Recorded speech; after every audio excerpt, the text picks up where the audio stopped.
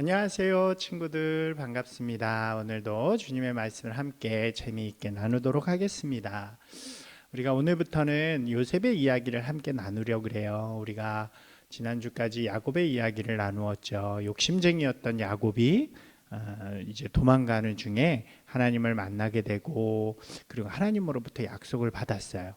그리고 나서 그는 삼촌인 라반의 집으로 가서 그곳에서 아내를 맞이하고 또 12명의 아들을 낳게 되고, 오랜 시간이 흘러서 하나님께서 약속하신 그 고향으로 다시 돌아오게 돼요. 그리고 그곳에서 이제 하나님을 잘 섬기면서 살아가는 이야기가 이어지게 되죠. 하나님께서는 그가 약속하신 대로, 야곱에게 말씀하신 대로 그를 지키시고 또 인도하셔서 고향으로 돌아오도록 하시고, 또 그곳에서 복을 받고 하나님과 함께 살아갈 수 있도록 하신 이야기가 이어지는 거예요. 이 야곱에게는 12명의 아들들이 있었어요. 그런데 그 중에서 11번째 아들의 이름이 바로 요셉이었어요. 이 야곱은 12명의 아들들 중에서 특별히 이 11번째 아들인 요셉을 많이 사랑했어요. 성경에 보니까 요셉에게만 특별하게 이렇게 색동옷, 색깔이 된 칼라로 된 이쁜 옷을 입혀주고, 형들은 그런 옷 하나도 안 입는데, 그리고 더 사랑하고 더 맛있는 거 있으면 많이 주고 막 그렇게 했던 것 같아요. 그렇게 차별을 한 거죠. 원래 차별하면 안 되잖아요.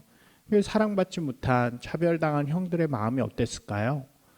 우리도 그런 차별당하면 속상하고 막 슬프고 막 화나잖아요. 그것처럼 형들도 막 화가 나고 또 속상했던 것 같아요.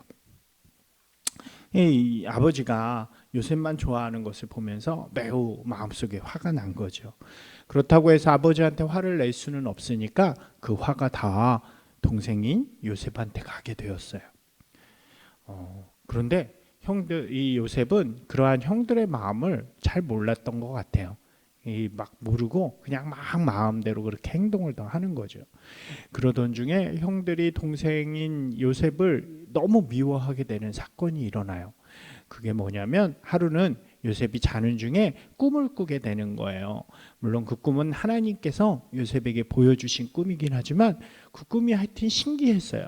이렇게 자는데 곡식단이라고 있어요. 곡식단이 뭐냐면, 여러분 이렇게 논이 있잖아요. 거기에 보면 벼가 자라나죠. 쌀 우리가 이렇게 얻게 되는 그 벼를 가을이 되면 추수를 하는데, 그것을 추수할 때 이렇게 여러 개를 모아가지고 한 번에 묶어 놓게 돼요. 그것을 곡식단이라고 부르는 거예요. 근데 이 요셉이 딱 잠을 자는데 그 추수할 때가 되어가지고 형들과 함께 추수를 다 하게 되었어요. 같이 하는데 자기도 이렇게 곡식단을 묶어놓고 형들도 곡식단을 하나씩 묶어놓는데, 갑자기 형들의 곡식단이 막 일어나더니 자기 곡식단한테 막 절을 하는 거예요. 너무 신기하고 재밌어가지고 이 요셉이 형들한테 가가지고 형들 한번 들어보세요 그러면서 이 이야기를 하는 거예요. 형, 내 꿈에 보니까 우리가 추수를 하는데 형들의 곡식단이 나한테 다 절을 하는 거 있지, 하하하하 막 이러면서 얘기했을 것 같아요. 형들 입장에서는 가뜩이나 이 동생이 마음에 안 드는데 이런 말을 하니까 더 화가 나죠. 근데 요셉은 그러한 형들의 마음에 전혀 관심이 없었어요. 그러면서 자기 꿈을 자랑하기 바빴어요. 그런데 또 한 번 꿈을 꿔요. 이번에는 하늘에 있는 해와 달과 또 11개의 별이 자기를 향해서 절을 하는 거예요. 또 이 요셉이 생각 없이 형들한테 가서 그 얘기를 하기 시작해요.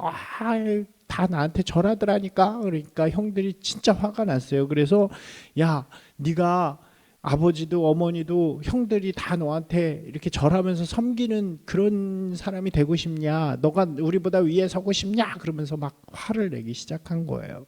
그러면서 형들은 이 요셉을 향해서 나쁜 마음을 먹기 시작했어요. 당시 야곱 가족의 이렇게 직업이 뭐였냐면 양을 치는 일이었었어요. 양을 기르는 거예요.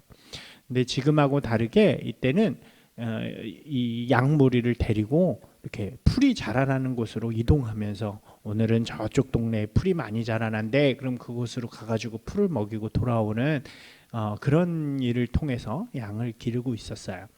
그래서 하루는 좀 그들이 살고 있는 집보다 먼 곳에서 풀이 많이 자라난다는 이야기를 듣고 이 형들이 그 양들을 몰고 쫙 가게 된 거예요. 그래서 그곳에서 며칠을 지내면서 양들을 배부르게 먹이는 거죠. 요셉은 형들과 같이 그곳에 가지 않고 집에 머물고 있었어요. 근데 야곱이 요셉을 불러요. 그리고 요셉아, 너가 형들한테 한번 갔다 와봐라. 그래서 형들이 잘 있는지, 그리고 형들이 이렇게 잘 양들을 기르고 있는지를 보고 나한테 와서 얘기해 주렴, 그렇게 이야기를 해요. 그래서 요셉은 아버지의 명령에 따라서 형들을 찾아가게 되는 거예요.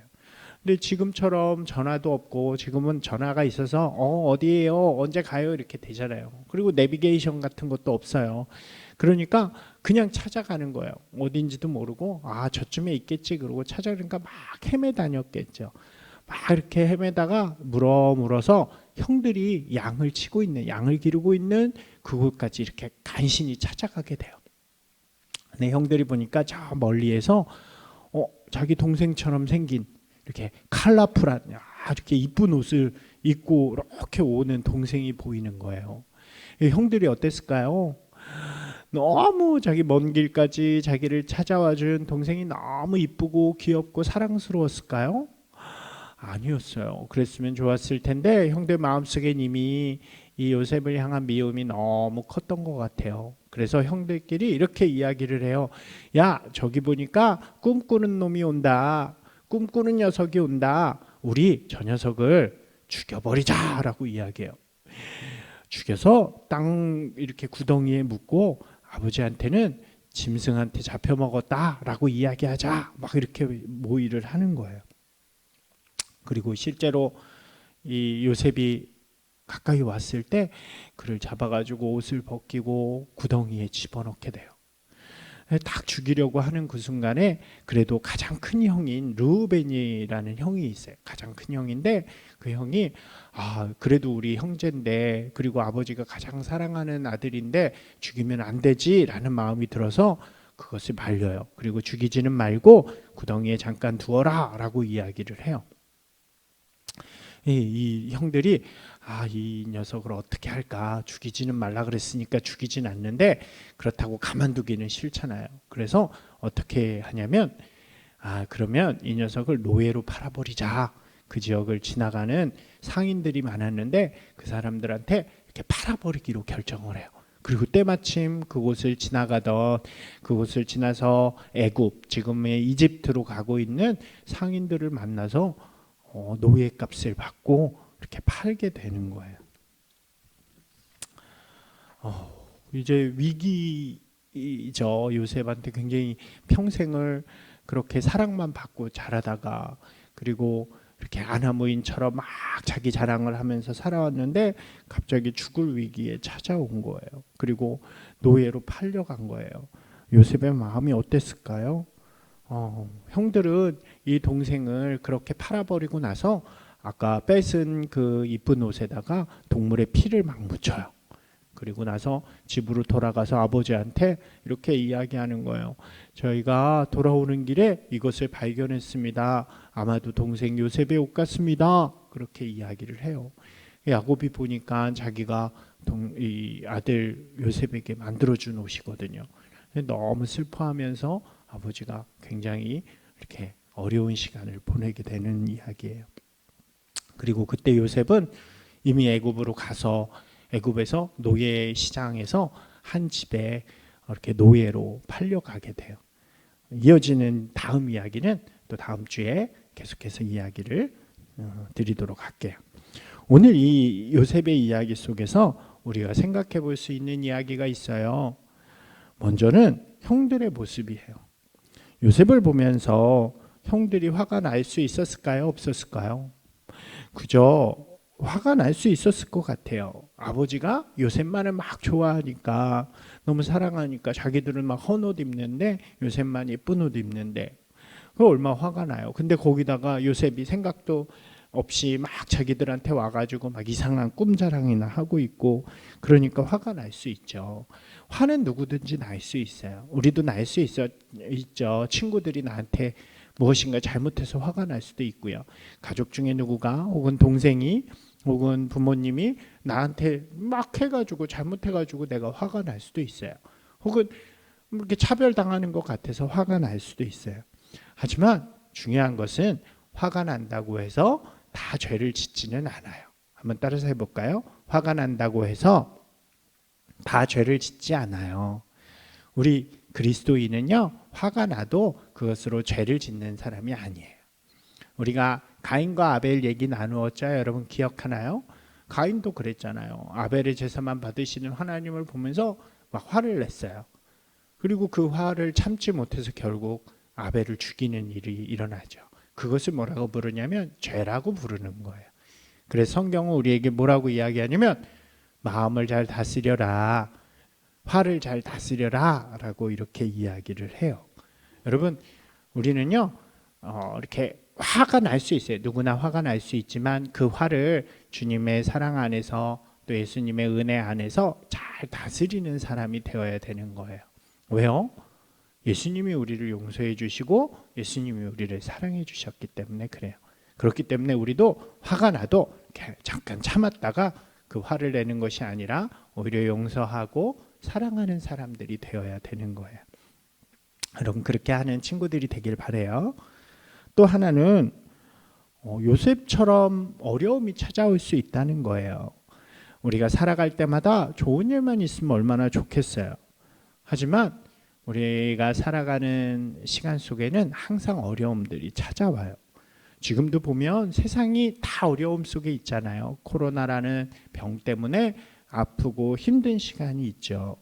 갑작스럽게 이처럼 찾아오는 그런 갑작스러운 어려움들이 있어요. 때로는 아플 수도 있고요. 원하는 일이 잘 안 될 수도 있어요. 여러분 근데 중요한 것은 그럴 때 우리가 반드시 기억해야 되는 것은 그 어려움 속에 하나님이 함께 하신다는 거예요. 우리가 무슨 일을 당하든지 무슨 어려움을 겪든지 또 어떤 상황 속에 있든지 하나님은 우리와 함께 하시는 거예요. 한번 같이 해볼까요? 하나님은 나와 함께 하십니다. 이 이야기는요, 이제 요셉의 이야기를 통해서 다음 주에 계속 이어질 거예요. 여러분 잊지 마세요. 화가 날 수는 있지만 우리가 죄를 짓지 않는 사람들이에요. 그리고 어려움 속에서 또 아픔 속에서도 하나님은 우리와 항상 함께 하신다는 거예요. 우리가 다음 주에도 이어질 말씀들을 기대하면서 오늘 함께 기도하겠습니다. 하나님, 우리도 다른 사람들로 인해서 화가 날 때가 있는 것 같아요. 그때 우리가 죄를 짓지 않도록 우리 마음을 잘 다스리는 사람이 될 수 있도록 주님께서 도와주세요. 주님이 우리를 용서하시고 사랑하신 것처럼 우리도 용서하고 사랑하게 해주세요. 그리고 항상 우리 함께 해주셔서 우리에게 찾아오는 어려운 시간들, 아픔의 시간들 속에서 잘 이겨낼 수 있는 주님을 만나고 주님과 동행하는 저희 친구들 되어줄 수 있도록 주님께서 인도해 주세요. 오직 우리 주님이신 예수님의 이름으로 기도드리옵나이다. 아멘. 예, 우리 신나는 또 복습 게임 시간이 돌아왔습니다. 첫 번째 문제예요. 요셉의 형들이 요셉을 미워한 이유는 무엇이었나요? 요셉의 형들이 요셉을 미워한 이유는 무엇일까요? 두 번째 질문입니다. 요셉이 꾼 꿈은 무엇이었나요? 요셉은 어떤 꿈을 꾸었을까요? 마지막 문제는 화가 날 때가 있어요. 속상할 때가 있어요. 그때 우리는 어떻게 해야 될까요? 여러분은 어떻게 하나요? 다시 질문입니다. 여러분 이 말씀, 이 질문들 우리 말씀을 생각하면서 잘 대답해 보시고요. 또 잘 보내주시기 바랍니다. 우리 즐겁고 행복한 시간으로 보내시고 또 다음 주에 또 만나요.